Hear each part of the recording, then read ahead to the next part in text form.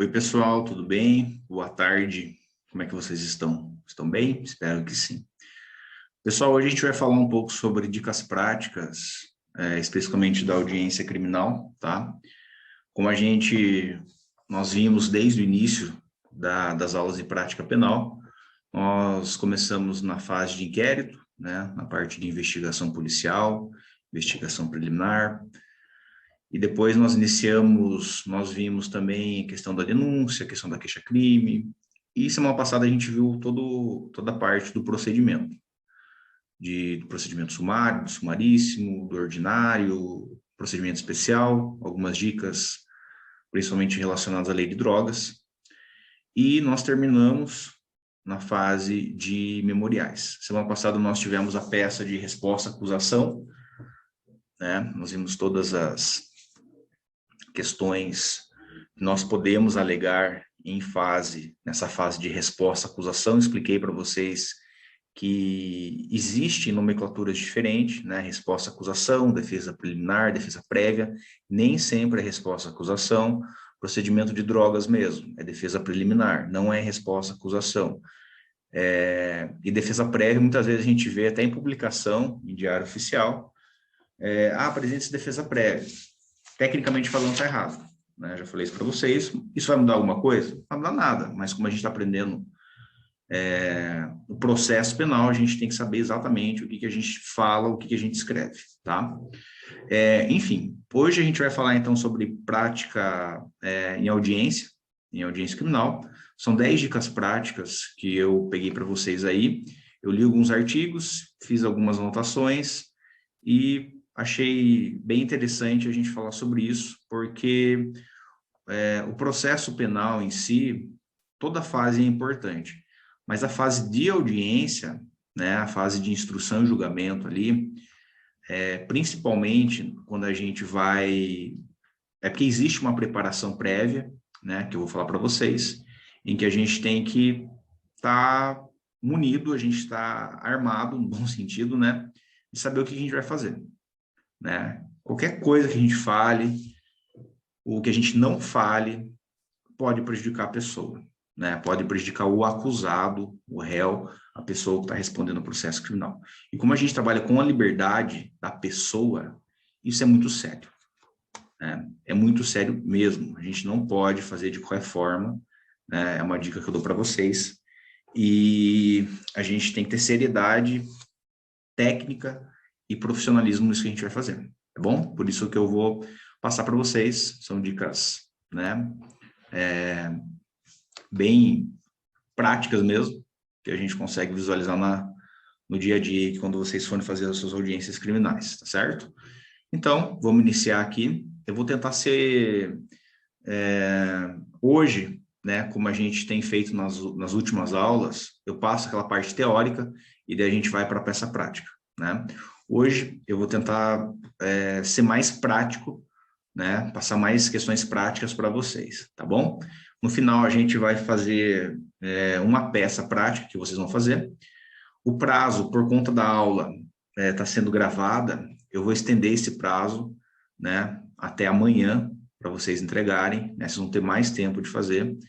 E também vai ter um outro exercício que vocês vão fazer, que vai ser uma gravação, como se fosse uma defesa oral, tá? Como a gente precisa exercitar isso, né? A nossa oratória, a forma que a gente fala, e a gente vai precisar disso na prática, né?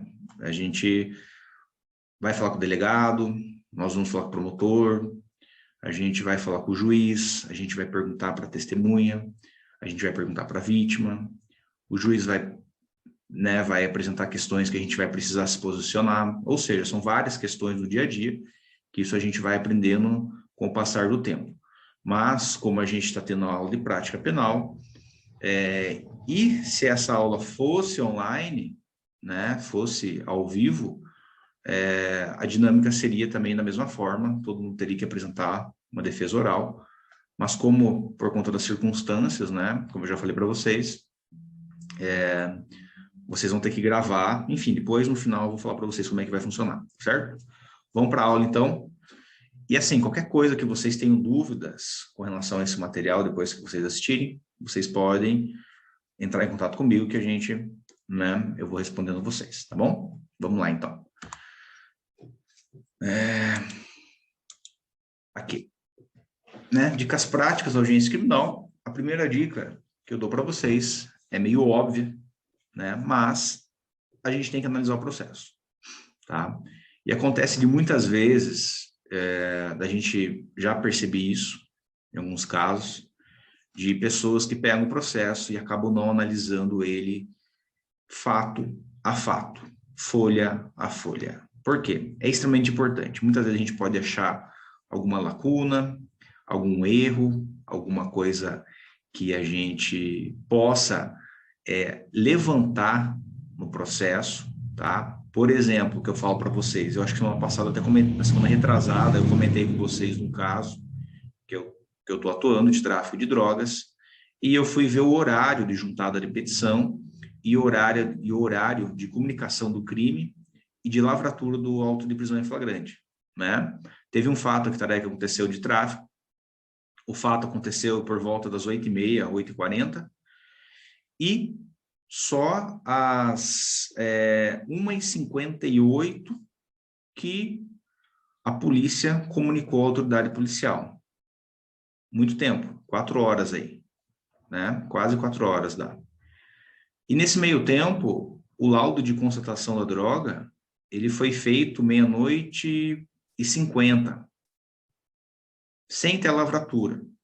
E nós tivemos a questão do lacre ainda, né? A questão da cadeia de custódia. Né? Quando o lacre é rompido, nós precisamos de um novo lacre, de uma nova numeração. E nesse caso, eles mantiveram o mesmo lacre. É algo que, se a gente não estiver atento, vai passar despercebido. Tá? Ou seja, por isso que eu falo para vocês, a gente tem que analisar o processo. Isso daí, o que importaria, por exemplo? Isso importaria na validade da prova. Né? Como que eu vou ter certeza, como é que eu vou ter autenticidade que essa droga realmente estava com essa pessoa? Né? Pode ser que realmente esteja, pode ser que tenha havido um erro de procedimento, mas a gente tem que estar atento a isso. Né? Como existe um processo penal democrático, a gente tem que prezar por ele, como existe um devido processo legal, a gente não pode deixar com que as coisas passem da forma que, da forma que a gente não pode deixar passar, tá? Por isso que eu falo para você, a gente tem que analisar o processo. Só para a gente ter essa leitura aí, uma boa análise do processo é fundamental para saber qual a acusação feita contra o seu cliente, bem como verificar o que foi produzido nos autos até então. Quais foram os depoimentos, ou seja, a gente tem que ver tudo, né? A gente tem que ficar atento a tudo. Outro caso, só para a gente relatar, por exemplo, principalmente processos de... Claro, a grande maioria dos processos que nós atuamos, penal, sempre a testemunha, a grande maioria esmagadora, são policiais, né? E algo muito comum que acontece em sede judicial e até policial, normalmente, por exemplo, em tráfico de drogas, novamente, os policiais falam que aquela pessoa é conhecida nos meios policiais, que já existem denúncias que ele traficava, tá? E a gente consegue, desde a fase policial, por exemplo, né, como a gente está falando de prática hoje, mais questões práticas, se existe essa informação lá no inquérito policial e você está atuando na investigação policial, o que o advogado tem que fazer? Né? A gente tem que fazer um pedido de informação. Né? Nós temos aparato judicial para isso, né? Legal, para a gente requerer isso daí. Já tem, por exemplo, a polícia militar recebeu denúncias anônimas de que fulano de tal estava traficando. O que eu faço? Eu vou lá, faço o pedido de informação, com a procuração, tudo mais, e junto e peço todas as denúncias, né? As denúncias recebidas, e eu quero nomes, eu quero datas, eu quero tudo isso daí. Né? Houve denúncia? Houve, está aqui. Daí você pode questionar ainda, por que então esses fatos não foram noticiados para a Polícia Civil, que é a Polícia Judiciária, né? Que tem a competência de atos investigatórios, até sob pena de nulidade. Né? Ou seja, são várias questões que a gente tem que estar atento. E quando eu falo isso, desde a fase do inquérito policial, tá? Desde a lavratura do auto de prisão em flagrante, você consegue já ter, se for a prisão for em flagrante. A gente consegue trabalhar com isso daí. Por isso que a gente tem que saber, a gente tem que analisar, a gente tem que ler, a gente tem que anotar, né? Se for preciso, imprima o que está no processo, nos autos, e vai escrevendo. Eu faço assim, eu imprimo e vou anotando. Eu não gosto do computador, eu imprimo, vou vendo, né, as principais peças ali, dependendo, por exemplo, se for uma revisão criminal, que é outra coisa, eu imprimo tudo, nem que seja 600 páginas, 500 páginas, a gente tem que ir analisando, tá? É isso daí. Ou seja, a gente tem que analisar o processo. A gente tem que conversar também previamente com o nosso cliente, a gente tem que saber o que aconteceu, qual que é a percepção dele, o que ele relata, se realmente aconteceu o crime, se não aconteceu, se ele é inocente, se ele não é inocente. Muitas vezes vai acontecer várias vezes da pessoa tentar te enganar. Muitas vezes a gente acha, né, a gente falou mais essa parte prática para a questão criminal do advogado criminalista, muitas vezes a gente acha que o advogado sabe de tudo, né? E não, muita gente não sabe. Crimes sexuais mesmo, por exemplo, muito difícil alguém falar que fez. É muito difícil. É raro, assim, é coisa rara. E por isso que a gente tem que conversar, a gente tem que explicar, né? E também, assim, dependendo da situação, se a pessoa confessar ou não para você, muitas vezes também não vai mudar muita coisa, tá? Muitas vezes não muda muita coisa, mas a gente tem que conversar, a gente tem que saber o que está acontecendo, ele tem que passar a percepção dele, as coisas que aconteceram, para a gente traçar uma linha de defesa e estratégia, tá? Algo muito importante que a gente tem que fazer, a gente tem que conversar previamente com o cliente, né? Eu sei que na Defensoria Pública isso não é muito, não acontece, né? Por conta não sei se muita... Pessoal, uma coisa que também, assim, aproveitando essa questão que eu estou falando para vocês, se um dia vocês optarem por se inscrever na Defensoria Pública, né, um convênio da OAB, e vocês forem fazer criminal, vocês façam de maneira correta, tá? De maneira correta, quando eu digo de maneira séria, tá? Porque a gente está trabalhando com a liberdade, né? E a gente tem que ter pelo menos uma noção mínima do que a gente está fazendo. Porque eu já peguei casos, não estou criticando, só estou dando uma dica para vocês, para isso não acontecer com vocês, de a gente ver vários erros. Por quê? Por exemplo, se uma pessoa vir procurar para fazer alguma coisa de processo civil, processo trabalhista, de alguma coisa assim, eu não faço, tá?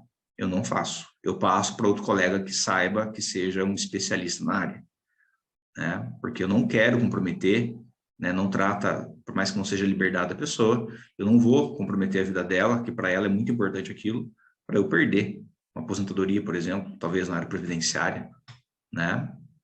Eu não faço, eu passo para outra pessoa. Por isso que eu falo para vocês, se vocês se inscreverem e se vocês optarem não só para a Defensoria Pública, mas para a vida mesmo, façam de maneira correta e saibam o que vocês estão fazendo, tá? Porque a gente tem que saber, a gente tem que ter a noção de que é a liberdade da pessoa, né? É a vida da pessoa que está em jogo ali, tá bom?